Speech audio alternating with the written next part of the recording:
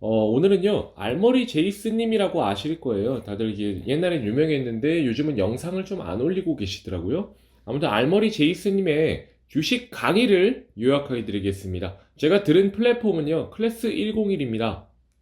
알머리 제이스님의 유튜브를 들어가 보시면요, 그 주식의 기본적인 내용부터 실전적인 내용까지 두루두루 다루고 있으시니까요. 지금은 비록 영상을 안 올리시지만 그래도 주식을 한번 공부해 보겠다 하시는 분들은 유튜브를 보시는 것도 나쁘지 않은 선택일 거예요. 클래스 101의 알머리 제이스님의 수업을 들으면요, 이렇게 책자가 하나 옵니다. 이 책자가 하나 오는데 PDF 파일인데요, 제가 출력해서 본 거예요. 이 PDF 파일을 조금 요약해서 핵심적인 내용만 제가 정리해서 공유 드리겠습니다. 이 책을 보면요, 워렌 버핏의 말로 시작합니다. 첫 번째 규칙은 잃지 마라. 두 번째 규칙은 잃지 않는다는 첫 번째 규칙을 기억해라. 그렇죠? 그러니까 잃지 말라는 거예요.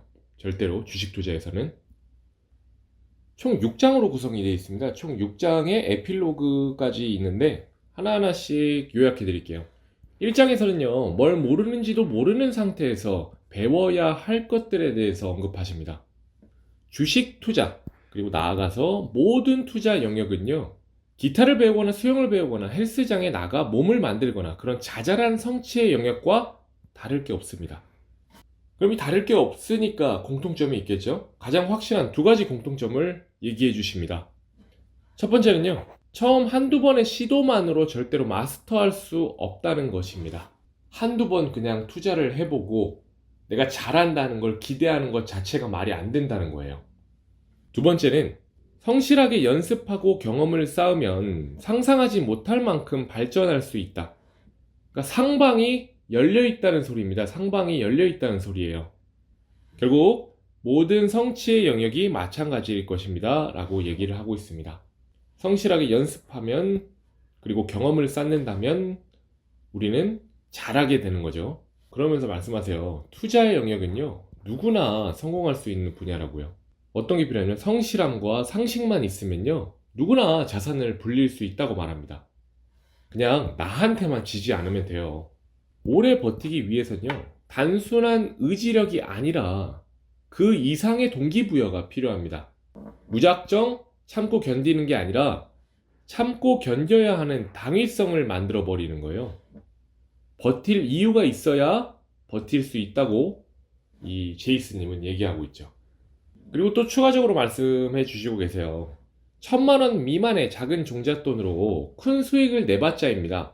티끌은 열심히 굴려도 그냥 티끌입니다. 최소 1억은 만들어야 유의미한 수익을 낼 수 있다고요. 주식 투자가 본격적으로 내 인생을 바꿔주려면 일단 억대의 투자금이 확보되어야 한다고 말하고 있어요. 맞는 말이죠. 뭐 100만 원으로 투자했는데 100% 수익을 얻으면 그냥 100만 원을 얻을 뿐인데 1억으로 5%의 수익만 내도 500만 원의 수익을 얻을 수 있습니다. 결국에는 저축을 통해서 1억까지 만들어야 되는데 1억 정도 만드는 길은 굉장히 자기 통제와 절제력이 발휘되어야 하는 시간이에요. 근데 이 과정을 생각해 보면 결국에 우리가 주식 투자로 성공하기 위해선 제일 중요한 요소인 멘탈을 기르는 훈련이 필요한데 이게 저절로 된다는 거죠. 돈을 모으는 시간이 훈련의 시간이라는 거예요. 결국에 정리합니다. 이제 적금의 진짜 가치는 이자 수익이 아닙니다. 얼마 안 되잖아요, 이자도. 참을성을 기르고 절약하는 습관을 정착시키는 자기 통제력 훈련. 이 자기 통제력 훈련의 기회가 적금의 진짜 가치인 거예요. 주식으로 돈을 벌기 위해선 자기 통제력이 매우 중요한데요. 이 능력을 저축이라는 습관을 통해서 기르고 연습할 수 있는 거죠. 너무 동감하는 말입니다. 투자 경험이 전혀 없는데 종잣돈만 1억이 있는 사람과 투자 경험을 수년간 쌓으면서 5천만 원을 만든 사람이 있다면 3년이 지나지 않아 둘의 자산은 역전될 거예요. 투자 경험을 수년간 쌓은 사람이 이긴다는 소리예요. 처음에는요, 수익률보다는 경험 축적이 훨씬 중요합니다. 투자에서 경험은요, 장기적으로 보면 실력으로 치환되고요, 실력의 향상이 수익률의 향상으로 치환됩니다. 경험이 실력으로 되고 실력이 수익률이 되는 거죠. 주가는요, 오를 수도 있고 내릴 수도 있어요. 이 변동성이 주식의 어떤 특징이잖아요. 하지만 우량한 기업은요, 장기적으로 봤을 때는 우상향합니다. 그것을 전제로 매월 일정액을 추가하며 주식을 매수하는 거죠. 이렇게 왔다 갔다 하더라도 이게 장기적으로 보면 이렇게 계속 우상향한다는 소리예요. 우량한 기업이라면요. 그렇게 보유 수량을 매달 늘리면서 장기적 우상향을 기다리면 손쉽게 좋은 결과를 얻을 수 있어요. 약간의 절약 정신과 느긋함만 있으면 되는 거예요, 주식은.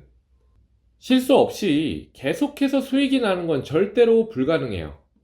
중요한 건 실수를 저지르고요. 거기서 교훈을 얻어야 돼요. 교훈을 반드시 얻어야 돼요. 복기를 해야지 교훈을 얻을 수 있죠. 그리고 다음번에는 그걸 반영해서 더 나은 투자를 하는 식으로 경험을 쌓으면서 실력을 기르는 것이라고 말하고 있어요.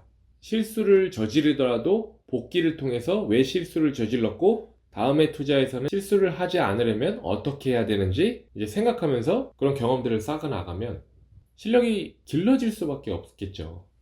투자로 성공한 모든 사람들은요, 남과 자신을 비교하지 않아요. 그리고 남의 성과나 수익이나 자랑에 절대 흔들리지도 않아요. 그냥 초연하게 내 갈 길을 가는데 능한 사람들이에요. 오직 비교하려면요, 그냥 과거의 자신과 현재의 나를 비교하세요, 차라리. 제이스님은 얘기해요. 우리가 주식 시장에서 투자를 통해 수익을 내려면요, 도박의 특징과 반대로 할 필요가 있다고요. 첫 번째가 이제 스릴이 아닌 평온함을 추구하고요. 두 번째는 이제 한 방이 아니라 지속적인 수익을 추구하고요. 그리고 세 번째는 행운이 아니라 확률에 의존하는 것이죠. 본인이 공부해서 계속 기업을 분석하다 보면 오를 확률이 높은 종목, 기업을 찾을 수 있는 거죠. 주가를 움직이는 핵심 요소는요, 돈과 심리입니다. 기업 실적 기반의 돈은 아래와 같이 움직여요. 버는 돈을 나타내는 지표는 PER도 있고요, EPS도 있죠. 그리고 쌓인 돈은 PBR도 있고요, BPS도 있습니다. PER은 전체, 그리고 EPS는 주식 하나당, 이렇게 그 차이지 결국에 추구하는 의미는 똑같습니다. 주식당 버는 돈, 그리고 주식당 자산. 심리는요, 아래 두 가지로 설명할 수 있습니다. 기대 심리, 컨센서스죠. 그리고 군중 심리, 추세 추종을 의미합니다. 주가의 변화에 따른 추세에 대해서요, 군중 심리가 과도하게 작용하는 경우가 있어요. 실제 기업이 돈 버는 능력치의 변동을 정상범위라고 한다면 그 이상으로 과도하게 주가가 높아지는 경우도 있고요. 정상범위 이하로 주가가 폭락하는 경우도 있어요. 사람들의 심리가 항상 모멘텀을 주기 때문에요. 모멘텀을 주기 때문에 정상 범위에 머무르는 경우가 드물 정도예요. 주식시장은. 결국에 주식의 가격 변화를 통해서 시세 차익을 내는 최고의 방법은요, 정상 범위 이하로 주가가 내려간 상황을 노리고 정상 범위 이상으로 주가가 높아졌을 때 팔고 나오는 거예요. 그럼 우리는 투자하는 기업의 정상 범위를 알고 있어야겠죠. 하나의 그림이 나옵니다. 책에. 이제 슈퍼개미로 가는 삼각형인데요. 처음에 이제 주식 바보가 있고요. 주식 바보가 각종 투자 경험과 투자를 통해서 깨달음의 강을 건너면 주식 초보가 되고, 그 다음에 초보가 탈출이 되고 중수, 고수, 그리고 슈퍼개미가 된다는 저자의 생각이죠. 저도 이건 동의해요. 깨달음의 강이 있다는 것. 2장. 종목은 그럼 어떻게 골라야 할까요? 감정에 휘둘리지 않고요. 대범한 판단을 하면 결국 경험이 필요합니다. 지식으로는 한계가 있어요. 실내 수영장에서 아무리 수영을 연습 많이 한다고 해서 바다 수영을 처음 하면 당황할 수밖에 없어요. 완전 다른 환경이거든요. 수시로 파도와 부딪혀보고 몸으로 감을 익히고 경험으로 극복해야 하는 거예요. 이런 바다 수영은. 이런 것과 비슷한 거죠. 그러려면 가장 중요한 게 이제 매 투자가 끝날 때마다 뭐 실패했건 성공했건 운이 좋았건 운이 나빴건 간에 정확하게 과정을 복귀하는 데 있어요. 그래야만 다음의 실수를 줄일 수 있고요. 성공 사례는 복제할 수 있어요. 결과적으로 투자 실력을 향상시킬 수 있다는 거예요. 전 박지성 축구선수의 책을 본 적이 있는데 연습일지가 있었어요. 맨날 연습이 끝나고 나서 내가 어떻게 연습을 했고 이번 연습에서는 뭐가 부족했고 다음에는 이걸 연습해야지라는 어떤 일기였는데 굉장히 인상 깊었어요. 그런 복기를 통해서 우리는 성장할 수밖에 없는 거예요. 그 쓰는 과정에서. 주식은요, 총 4가지 종류가 있는데요. 하나는 성장주고요. 그리고 두 번째는 회생주고요. 그리고 자산주가 있고 배당주가 있어요. 근데 칼로 무썰듯 정확하게 나뉘지는 않고요. 공통적인 부분들이 있는 종목들이 있죠. 예를 들어 배당은 많이 주는데 실적이 되게 안 좋았다가 좋아지는 주식이면은 배당과 회생의 성격이 같이 있는 주식이겠죠. 그리고 실적이 좋아진다면 성장주의 성격이 갖고 있고, 그리고 PBR 수치나 이런 게 낮으면 또 자산주의 성격도 갖고 있을 거예요. 속성은 뒤섞여 있다는 게 특징이죠. 주식 종목은. 자산주의 단점이 있어요. 이 자산주는 뭐냐면 하나의 A라는 회사가 있는데 이 A가 가진 공장이나 땅이나 이런 거의 가치를 다 평가해 보니까 시가총액보다 많다는 경우예요. 시가총액보다 많다는 경우. 어떤 제가 아는 기업은 특허권 하나가 있어요. 특허권이랑 영업권 이런 게 있는데 이건 무형자산인데 이거를 따지면 시가총액보다 훨씬 높은 가치를 갖고 있는 거예요. 그럼 이 자산주의 단점이 뭐냐? 총매가 없으면요. 오를 포인트가 없으면 하염없이 기다려야 하는 거예요. 그럼 여기서 말하는 총매가 뭘까요? 실적이 진짜 실적이 좋아지는 거. 아니면 정말 좋은 기업을 M&A 한 거. 그런 거겠죠? 자산주의 단점이 일명의 밸류 트랩이에요. 밸류 트랩. 총매가 없으면 하염없이 기다려야 되는 거. 이 가치에 빠졌다는 소리죠. 주가는 결국엔 본업에서 돈을 많이 벌어야 올라가요. 이게 핵심입니다. 주가 상승은 총매가 중요하다는 뜻입니다. 꼭 기억하세요. 배당주건, 성장주건, 회생주건, 자산주건 모든 투자 유형의 본질은 기업입니다. 기업 자체가 좋아야 투자를 하셔야 돼요. 3장은요. 대체 얼마에 사야 하나요? 라는 장입니다. 진정한 의미의 적정 가격은요. 한 점을 찍어서 정할 수 없습니다. 이게 적정 가격이야 라고 할 수 없어요. 기업의 주가는요. 시장 참여자의 심리를 계속해서 반영하고 있기 때문입니다. 기업 활동에 둘러싸인 돈의 흐름은요. 딱 2가지예요. 벌돈, 앞으로 벌돈, 그리고 지금 번 돈입니다. 미래와 현재죠. 주가는요, 결국에 이 기업의 상황 변화에 따라서 오르고 내리는 거예요. 지금 얼마나 좋은지가 아니라 앞으로 얼마나 나아질지가 더 중요해요. 왜냐면 주식은 선행시장이에요. 앞으로의 일들에 대해서 더 민감하게 반응하는 시장입니다. 중요한 건 ROE의 절대치보다는 방향성입니다. 방향성. ROE가 뭐냐라고 물어보시는 분도 있어가지고 설명해 드리면 자기 자본이 있어요. 자기가 가지고 있는 거, 그리고 번 돈, 당기순이익이 있겠죠? 이거 곱하기 100입니다. 이게 ROE예요. 그러니까 자기 자본을 얼마나 효율적으로 써서 돈을 벌었냐, 그거예요. 그래서 결국에 주가를 보는 것은 방향성, ROE의 방향성이 중요하다는 것입니다. 지금보다 더 좋아질 주식을 사야 되는 거죠. 자, 4장은 그러면 어떤 순서로 투자를 하게 될까요? 라는 장입니다. 주식 투자는요, 기업 한두 개 투자로 끝나는 간단한 활동이 아닙니다. 우리가 주식 투자를 할 때 한두 개 하고 끝낼 게 아니잖아요. 끊임없이 다양한 투자의 기회를 저울질하고요. 최고의 투자처로 돈을 옮겨가는 복잡한 지적 활동이에요. 이거 되게 제가 제일 좋아하는 말입니다. 끊임없이 다양한 투자 기회를 저울로 재고 최고의 투자처로 돈을 옮기는 복잡한 지적 활동. 이게 바로 투자죠. 하나의 투자를 시작하고 끝내는 과정을 프로세스로 정리해 놓으면 혼란을 줄이고 체계적으로 투자할 수 있어요. 정리해 놓으라는 얘기입니다. 나아가 이제 프로세스를 갖춰진 투자 레코드가 쌓이면 점점 능숙하게 투자를 결정하고 수익을 내는 선순환 효과를 낼 수가 있죠. 투자 프로세스는요, 독립적인 사이클이 아니에요. 지속적으로 이어지는 사이클의 연속에 가깝습니다. 이게 이제 제이슨님이 정리한 투자 프로세스입니다. 첫 번째는 이제 아이디어를 발굴하고요. 두 번째는 기업을 분석하죠. 아이디어 발굴을 통해서 여러 기업이 나올 거 아니에요. 그럼 기업들을 분석하는 거예요. 뭐 돈을 벌고 있냐, 자산은 얼마냐, 무형자산은 뭐냐, 빚은 얼마냐, 뭐 이런 거죠. 재무제표나 현금흐름표나 이런 걸요.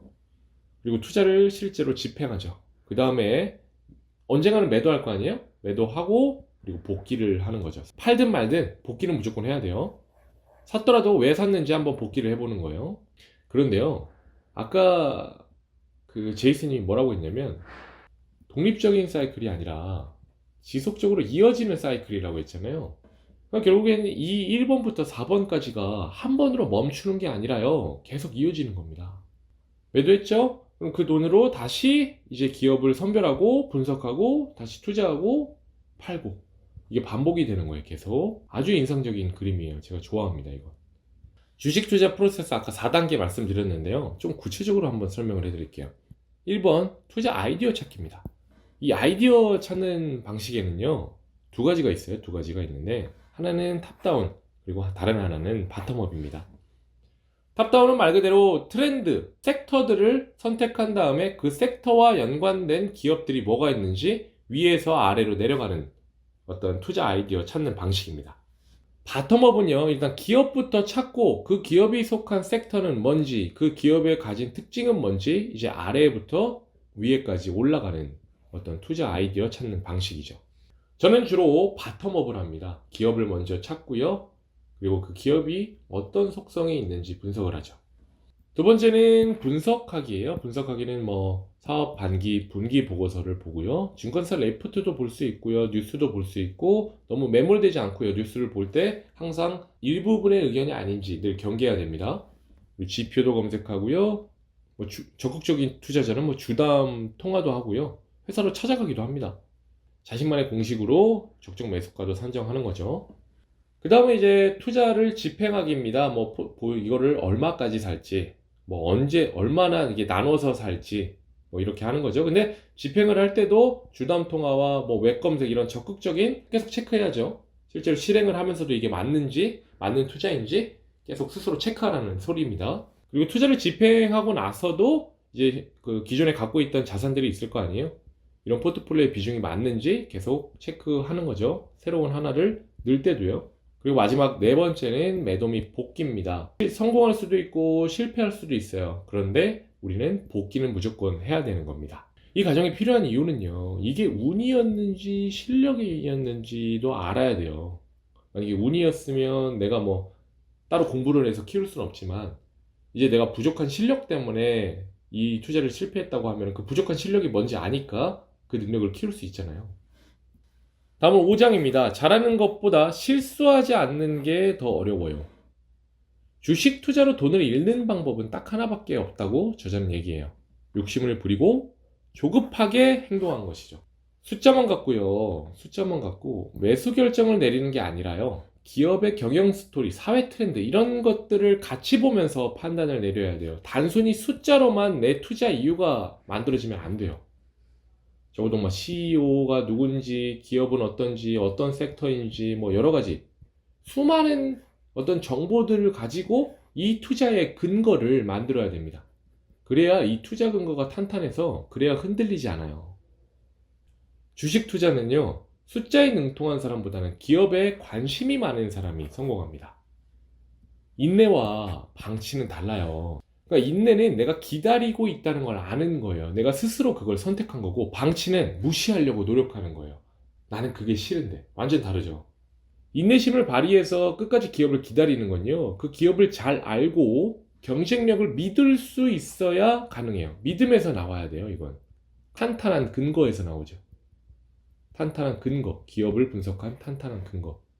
남이 생산한 정보를요, 한 번 더 해석하는 것을 2차적 사고라고 하거든요. 투자자에서 가장 중요한 능력이에요. 기사를 보고 내가 기존에 갖고 있던 지식으로 한 번 더 해석을 하는 거예요. 이게 맞는지 틀린지를 떠나서 이게 정확한 정보인지 뭐 그런 거를. 전문가들을 활용하려면요, 그들의 의견이 아니라 의견을 위해 찾아놓은 팩트를 활용하라고 해요. 전문가의 의견이 있으면요, 그 뒤에 팩트가 있을 거 아니에요. 이거를 활용하라는 거예요. 이거를. 그게 개인 투자자의 생존 방법이라고 얘기하고 있습니다.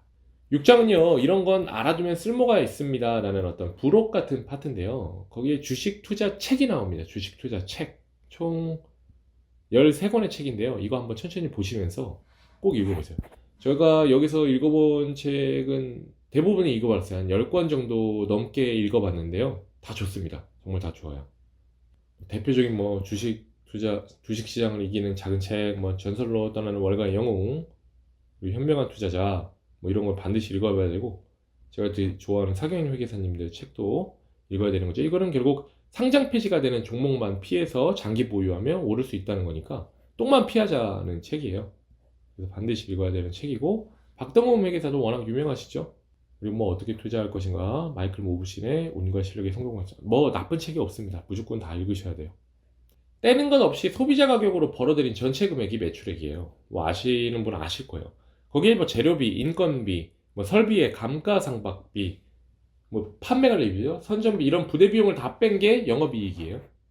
그리고 여기에 금융 관련된 비용이나 뭐 수익을 환산하고 법인세 비용 덜어내고 뭐 이런 게 당기순이익입니다. 투자 공부의 핵심은요, 짧게라도 매일 꾸준히 이어가는 거예요.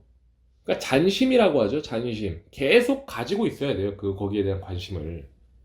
이제 뭐 보유 자산이 시가총액보다 많다, 이건 밸류 트랩이죠. 자산주. 아니면 뭐 배당률을 7% 준다, 배당주 특징인데, 이런 거 뭐 주가를 올릴 이유가 아니라요, 주가가 더 내려가지 않을 이유예요. 하방을 잡아주는 거지 위로 끌어주는 애가 아니라는 거예요, 이 속성들이.